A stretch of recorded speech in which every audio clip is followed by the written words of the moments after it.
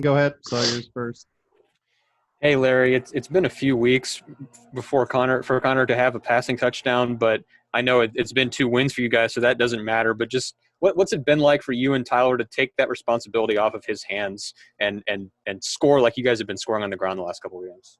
Well, it just show that that the run game when it is consistent, and that again, me and Beatty complement each other well. Coming on and off the field, we talk to each other. It just shows that the run game is consistent and that we can rely on it when we need to. Peter. Yeah, Larry, when you were running off the field at the end of the game, there were the fans chanting your name. What kind of are the emotions carrying that rock and going off the field and hearing that? Man, surreal, man. It's just crazy because, I always talk about freshman year and how like 3 snaps ago I was a freshman and it just done went by so fast. Me and my class, we talk about how, a lot of things done went by fast, and it's just because you're so busy and playing football and you're locked in. 3 springs go by and now I'm a senior. So it's just so surreal, to hear them say my name and stuff like that. But it was amazing. Go ahead, Harrison Batnick. Hey, Larry. Talk about the importance of how great the offensive line was today. You guys averaged 7.2 yards per carry, just 1 sack given up. How great was the offensive line in this game? Oh, they did their job. They did a good job. They did on Beatty's touchdown. Literally, I seen like 3 pancakes. And DP Daniel Parker, he pancaked 3 guys on one play. I saw a lot of pancaking going on out there. So when your O-line is pancaking guys, it's no excuse why you shouldn't average 7 yards a carry, because obviously they're doing their job, so you got to do your job. Go ahead, Dave Matter. Larry, you guys take over with 43 seconds left and 3 timeouts. Where's the level of confidence? Is that something you guys practice and are ready for? Yep, we always practice that. We practice situational ball in practice, preparated, so it was nothing new to us. We knew what we was going to do.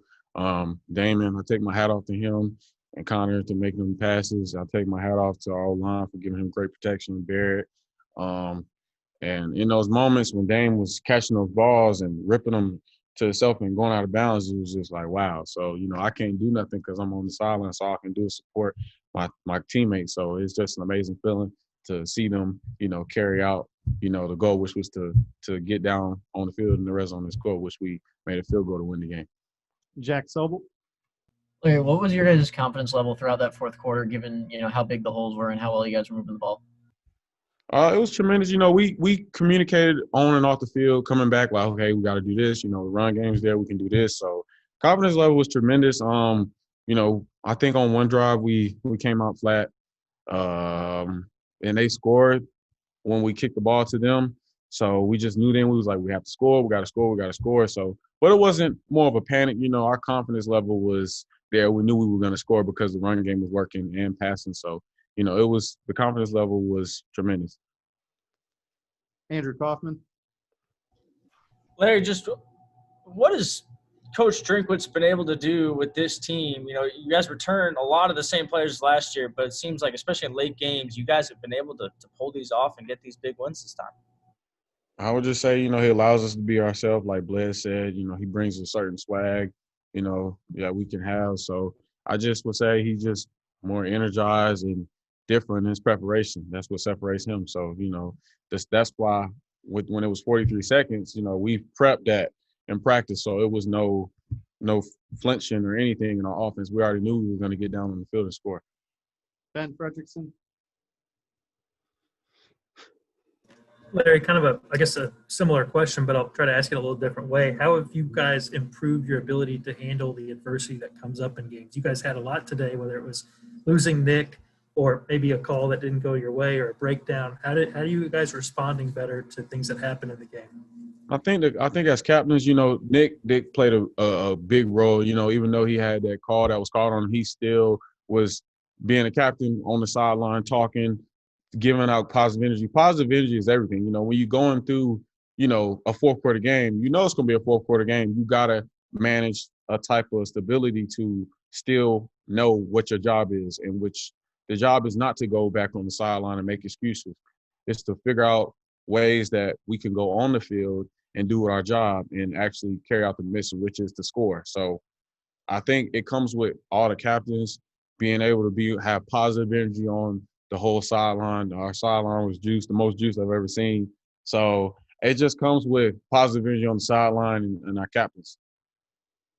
Next one's going to come from Bennett Durando.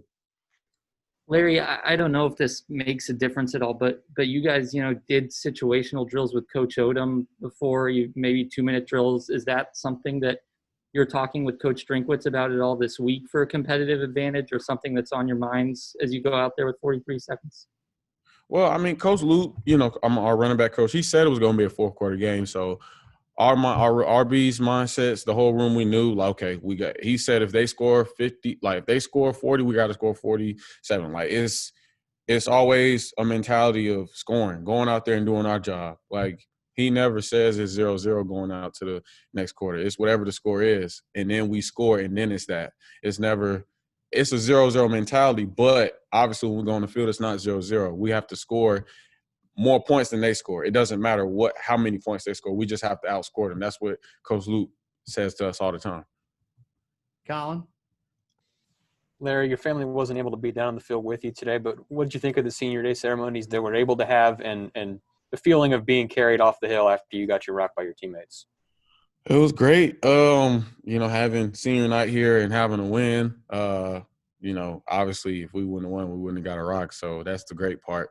I would say it was just amazing, to walk out there and have the crowd cheer, for seniors that have been here and built the program. It's just amazing, that the night or the game went how it went. My hat goes off to Arkansas. They played their butts off. A lot of those coaches over there, has made an impact in my life. So it's just amazing, to see, the end of the result, which was a win.